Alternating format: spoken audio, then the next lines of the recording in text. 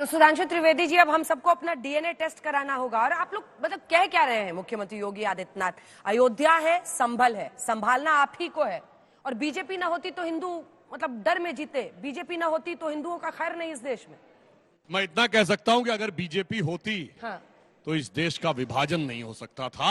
अगर उस दौर में नरेंद्र मोदी होते और भारतीय जनता पार्टी होती और इतनी शक्तिशाली होती जितनी आज हैं, तो मैं दावे से कह सकता हूं कि देश की विभाजन चाहने वाली शक्तियों के हौसले पस्त हो गए होते। अब यहां मैं डीएनए की बात कहता हूं। देखिए, अखिलेश जी को कोई खोजने की जरूरत नहीं है। जो योगी जी ने कहा, इसलिए कहा कि इस देश में ऐसे लोग हैं जिनके वीडियो अवेलेबल हैं, जो कहते हैं हमने 800 साल इस देश पे हुकूमत की। ये वो लोग हैं जो एलानिया कहते हैं औरंगजेब को रहमतुल्लाह अल सलेह बोलते हैं, जो एलानिया कहते हैं कि वो बाहर के हैं, जबकि है कुछ नहीं। डीएनए टेस्ट करा लिया जाएगा, सबका डीएनए एक है। जानते किसका है? ये अखिलेश जी को भी समझना चाहिए। डीएनए रघुवर का है, डीएनए यदुवर का है, यानी कृष्ण जी का और राम जी का। रघुवर और यदुवर का डीएनए है, बाबर का डीएनए नहीं है। मगर अफसोस की बात यह है, कुछ लोगों के जहन पे बाबरी जहनियत इस कदर छा गई है कि वो अभी तक उससे बाहर नहीं आ पाए। और अगर मैं फैक्चुअली बात कहूं तो जो कुछ हुआ था 16 अगस्त 1946 को बंगाल में, उसकी पुनरावृत्ति आज तक बंगाल में हो रही है, जब जिन्ना ने डायरेक्ट एक्शन डे कहा था। और मैं ये देश के लोगों के विचार पे छोड़ता हूं। लोग कहते हैं ना 80% इस देश में हिंदू हैं, उसके बाद भी हिंदू धर्म को गाली देने वाले, वायरस और कोरोना कहने वाले लोग चुनाव जीतते हैं। मैं चुनौती से कहता हूं, एक कॉन्स्टिट्यूएंसी बताइए जहां 80% मुस्लिम हो और मुस्लिम धर्म के बारे में अपशब्द तो छोड़िए, एक लाइन चू या मुंह बोल के भी जीत जाए तो मुझे बता दीजिए। लेकिन एक बात बताइए ना, बांग्लादेश और संभल एक कैसे है? वहां पर तो मोहम्मद यूनुस है बांग्लादेश में, यहाँ पर तो योगी आदित्यनाथ है। काहे हो रहा है? हाँ, मैं बता रहा हूं क्यों हो रहा है। आपको पता है कि बांग्लादेश के जो अमेरिका में एक बड़े प्रसिद्ध विख्यात और कुख्यात पत्रकार हैं मुशर्रिफ हसन अंसारी, जो हमेशा भारत के खिलाफ करते रहते हैं बात। उनके साथ किसकी फोटो है सेल्फी में? परम आदरणीय सम्माननीय कांग्रेस के श्री राहुल गांधी जी की। तो कनेक्शन तो है। और दूसरा बताता हूं, चुनाव हुआ 2024 का, चुनाव तो भारत में हो रहा था। कांग्रेस के नेता शशि थरूर ने बांग्लादेश के अखबार डेली स्टार में आर्टिकल लिखा, शीर्षक क्या था? Modi has to go. भाई, चुनाव भारत में हो रहा था, बांग्लादेश के अखबार में क्यों लिख रहे थे? मगर शशि थरूर जी बहुत बुद्धिमान व्यक्ति हैं, हवा में थोड़ी लिखे थे। जाइए चेक करिए 2024 में सबसे बड़ी जीत किस कॉन्स्टिट्यूएंसी में हुई है। असम की धुबरी सीट पर कांग्रेस के रकीबुल हसन 10,25,000 से जीते हैं, राहुल गांधी जी 3,62,000 से जीते हैं। और असम में जाइए, धुबरी को मिनी बांग्लादेश कहा जाता है, जहां बांग्लादेशी घुसपैठियों की सबसे ज्यादा संख्या है। धुबरी, बरपेटा, करीमगंज, वहीं सबसे बड़ी जीत। तो समझ जाइए क्यों लिखा था शशि थरूर ने आर्टिकल और क्यों खिंचवाई थी फोटो राहुल गांधी ने। अब समझ में आना चाहिए क्यों बोला है योगी जी ने। अनुराग जी, हिंदुत्व का जो आक्रामक रूप योगी आदित्यनाथ ने धारण किया हुआ इन दिनों, बटेंगे तो कटेंगे से लेकर बांग्लादेश, डीएनए, जिन्ना का जिन, ऐसा लगता है कि अखिलेश यादव बस उसका जवाब देते फिर रहे हैं हर जगह। पहले बटोंगे तो कटेंगे के 10 उन्होंने नारे गढ़े, उसके बाद से अब ये जब वो कह रहे हैं तो कह रहे हैं हमारा डीएनए टेस्ट करा लीजिए। उनकी क्या स्ट्रैटेजी है काउंटर करने की? वो तो चाहते हैं कि हिंदू एकजुट हो, जाति पर ना बटे, उनको वोट मिले, वो सीट जीते। अखिलेश बाबू क्या कर रहे हैं? आप कंपेयर करते हो संभल को बांग्लादेश से। संभल हिंदुस्तान का हिस्सा है, संविधान ने अधिकार दिया है, यहाँ का हर व्यक्ति हिंदुस्तानी है और उसका बराबर का अधिकार है। कोई व्यक्ति चाहे संभल का रहने वाला हो चाहे नोएडा का रहने वाला हो, उसको उतना ही अधिकार संविधान ने दिया है जितना और लोगों को है। आप उसको कंपेयर बांग्लादेश से करना चाहते, क्यों पता है? क्योंकि ये रोजगार पे नहीं बात करना चाहते। वहां छात्र धरना देता रहता है यूपीएससी के सामने, लगातार मांग करता रहता है यूपीपीसीएस के सामने, तो लाठियों से दौड़ाते हो। आज बिहार में भी धरना दे रहा है स्टूडेंट, उसकी लाठियों से स्वागत करते हो।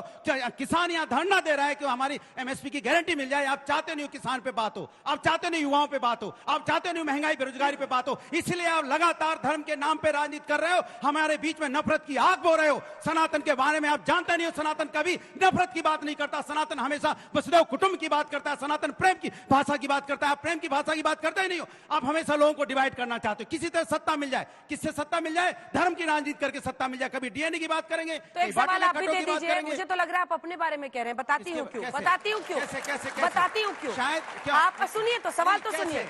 सवाल यह है कि आप बहराइच में तो नहीं देते हैं मुआवजा। एक सुनिए सेकंड, ना। बहराइच में अगर एक हिंदू मारा जाता है तब तो आप मुआवजे का ऐलान नहीं करते हैं, लेकिन समाजवादी पार्टी मुआवजे का ऐलान करती है संभल में मारे अमन गौतम मारा जाता है तो आप पूछिए जरा क्या दिया। मैंने उनसे आप पूछ मुझसे लिया। नहीं, अमन गौतम नाम तक नहीं लिया आपने। जवाब नहीं है आपके पास। आपके पास जवाब नहीं है कि उनसे पूछ रहे थे अमन गौतम जवाब कौन नहीं था? है मेरे सवाल का। मैं आपके सवाल का जवाब दे रहा हूँ। तब भी हमने कहा था उसको 1 करोड़ रुपया मिलना चाहिए उसके परिवार को। तब भी आपने हमने क्यों कहा नहीं था दिया? पुलिस की नाकामी की वजह से हम यहाँ पे रामगोपाल मिश्रा जी की मौत हुई है। तब भी कहा था, आज भी कहता हूँ इनकी नाकामी की वजह से। अब बताइए अमन गौतम जी के बारे में पूछे इनसे। एक एक सबसे अब विष्णु जैन जी सब आपके पास आते हुए, संभल में जो हो रहा है सर्वे की वजह से ये पूरा बवंडर वहां पर हुआ है।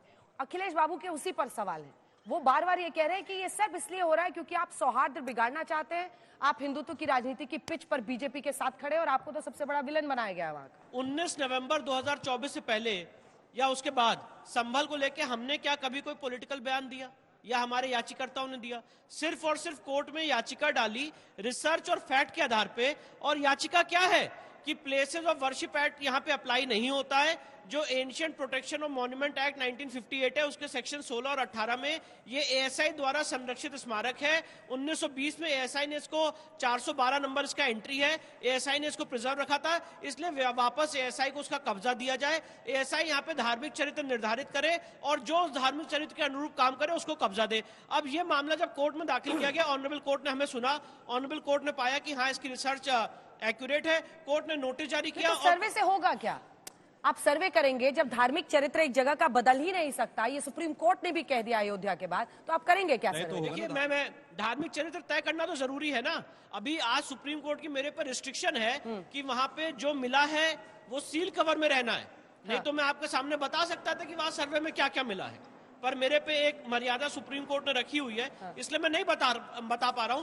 पर मैं सिर्फ इतना कहना चाहता हूं कि चाहे वो ज्ञान व्यापी हो, चाहे वो भोजशाला हो, चाहे वो संबल हो, ये सब हिंदू मंदिर के परिसर है जिसको गलत ढंग से जब धार्मिक चरित्र बदला ही नहीं जा सकता तो जानकर क्या होगा? यही तो कह रहे हैं ना कि सर्वे चिंगारी है। मैं एक मिनट समझा रहा हूँ। क्या करेंगे? देखिए आपको पहले सनातन कॉन्सेप्ट समझना पड़ेगा। वहाँ तो नमाज पढ़ी जा रही है, आज वारिस भाई हो रहा है ना, गलत हो रहा है। आज वारिस भाई क्या कहते हैं हमेशा, once a mosque always a mosque. उसी तरह से सनातन शास्त्रिक नियम भी है, once a temple always a temple. अगर एक बार किसी जगह मंदिर की स्थापना हो जाती है तो समय के अंत तक रहती है। आप वहां पे गलत ढंग से घुस के नमाज पढ़ ले, उससे वो कभी मस्जिद में कन्वर्ट नहीं होती है। और ये इस्लामिक लॉ के आपको नहीं लगता बैकलैश होगा अगर कल को इस तरह की बात की जाती है कि नमाज नहीं पढ़ सकते? अच्छा तो आप मुझे बताइए, अभी सर्वे पर तो आपने देखा कितनी पत्थरबाजी हुई और क्या हिंसा हुई।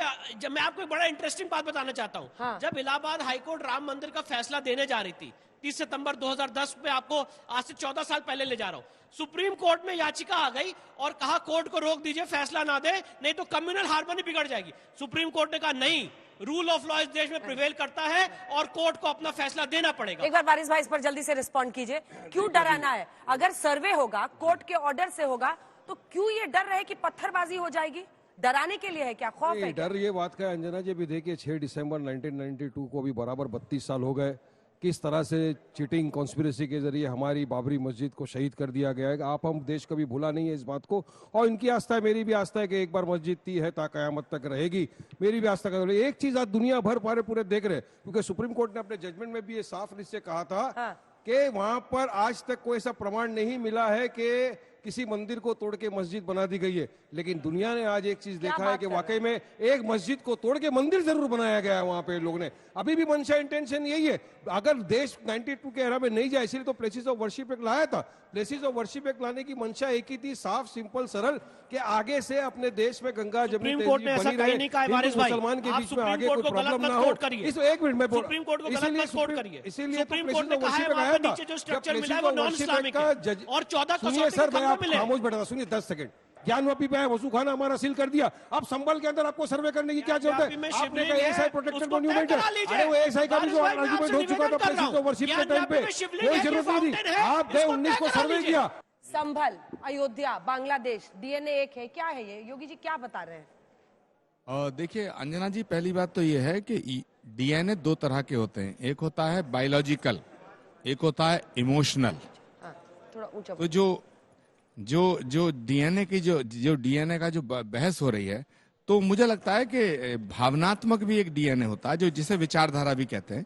तो मुझे लगता है योगी जी जो हैं उस विचारधारा पे बात कर रहे हैं, बायोलॉजिकल डीएनए की बात नहीं कर रहे हैं, नंबर 1।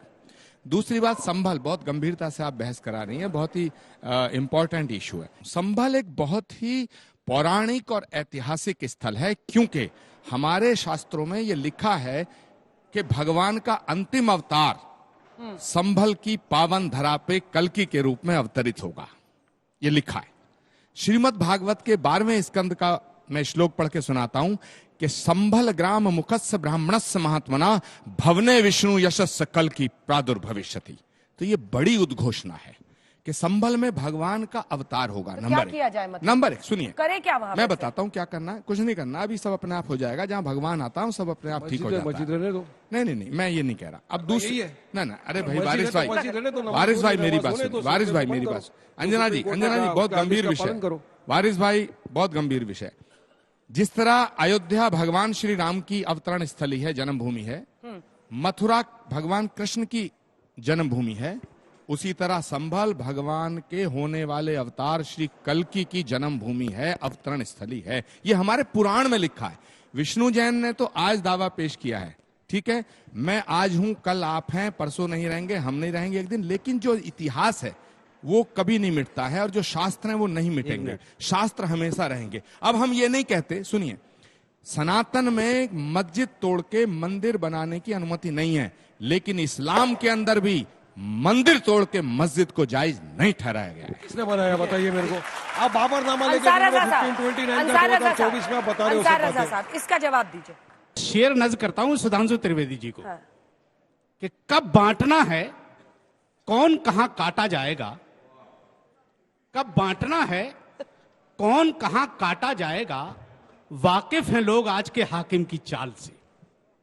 इस पे ताली नहीं बच सकती, मैं जानता हूं। दूसरी बात, अभी वर्शिप एक्ट की बात चल रही है, सर्वे की बात चल रही है। अंजना जी, आपका चैनल पूरी दुनिया में बहुत मोहब्बत से देखा जाता है। मैं देश के प्रधानमंत्री माननीय मोहतरम नरेंद्र मोदी साहब से गुजारिश करूंगा कि जो 1991 का वर्शिप एक्ट है, इसको फौरन खत्म कर दिया जाए, जितनी जल्दी हो सके, और एक नया एक्ट लाया जाए जिसका नाम रखा जाए मुस्लिम धार्मिक स्थल खुदाई आयोग, और उसका चेयरमैन भूतपूर्व चीफ जस्टिस जनाब चंद्रचूड़ साहब को बनाया जाए, और 2 नॉमिनल मेंबर बनाए जाएं, विष्णु शंकर जैन और हरिशंकर जैन को। अच्छा सुझाव सर सुन लीजिए बहुत बोल रहे हैं। हम मानते हैं इसको। वो तो खुश हो रहे हैं। जी, और वो आयोग क्या करेगा कि चूंकि अदालतों का बोझ भी कम करेगा, जहां बहुत तबीयत गहरा चाहे, गए हैं मौलाना साहब। जहां तबीयत चाहेगी ये कुदाल लेके पहुंच गहरा जाएंगे, गए। खोद लेंगे, मंदिर निकाल लेंगे, और क्या, घरों में भी। अच्छा, जहां- जैसे एक ये मिनट। वक्फ वाले मंदिरों को वक्फ की जमीन कह देते हैं, देखिए, वैसा वही वक्फ का जो तरीका? मैटर है वो मैं कोर्ट संविधान के साथ हूं। जो वक्फ के ताल्लुक से हिंदुस्तान का कानून तय करेगा, हम उसके साथ हैं, नंबर 1। दूसरी चीज, आज आधे से ज्यादा दुनिया मानती है कि मुर्दा आदमी किसी की मदद नहीं कर सकता, लेकिन मैं आज तक के चैनल पर गारंटी से कह सकता हूं कि मुर्दा आदमी लोगों की मदद करता है। बाबर आज भी भाजपा की सरकार बनाने में सक्षम है। अच्छा, फायदा होता है योगी जी को? अरे साहब, बगैर फायदे के आज बाबर का मौलाना नाम साहब लेंगे वो। बहुत गहरा गए, जल्दी बगैर फायदे के बाबर का नाम लेंगे। आप क्या बात कर रहे हैं? जिक्र किया। छोटा बगैर फायदे के बाबर का नाम कोई नहीं लेता। अच्छा, रुकिए जी, अभी मौलाना जी ने यहाँ पे शेर सुनाया, हाँ। तो मुझे भी एक कविता सुनाने का जरा इजाजत दीजिए। हाँ, एकदम। और मुझे लगता है लोगों की आत्मा से जुड़ी हुई कविता है। समय तराजू तोल रहा है, इतिहास के पन्ने खोल रहा है, सत्य सनातन की आंखों में काशी मथुरा डोल रहा है, अखंड नियंता सर्वेश्वर कल्कि का स्वागत करने को 5 सदी से मौन ये संबल हरियर हरियर बोल रहा है। जैसे कि मैं सो रहा हूँ तो पिताजी को जगाना है मुझे, तो वो डायरेक्ट उठाने के बजाय, और हिंसा की परंपरा मेरे यहाँ नहीं थी सौभाग्य से, तो वो क्या करते थे कि उस कमरे में आ जाएंगे या बाहर से गुजरेंगे और चौपाई बोलेंगे, प्रात काल उठ गए रघुनाथा मात पिता गुरु नावई माता। कभी कभी मैं गुस्से में उठ करके अरे पापा, चरण स्पर्श किया और सो गया। मैंने कहा अब मत उठाना।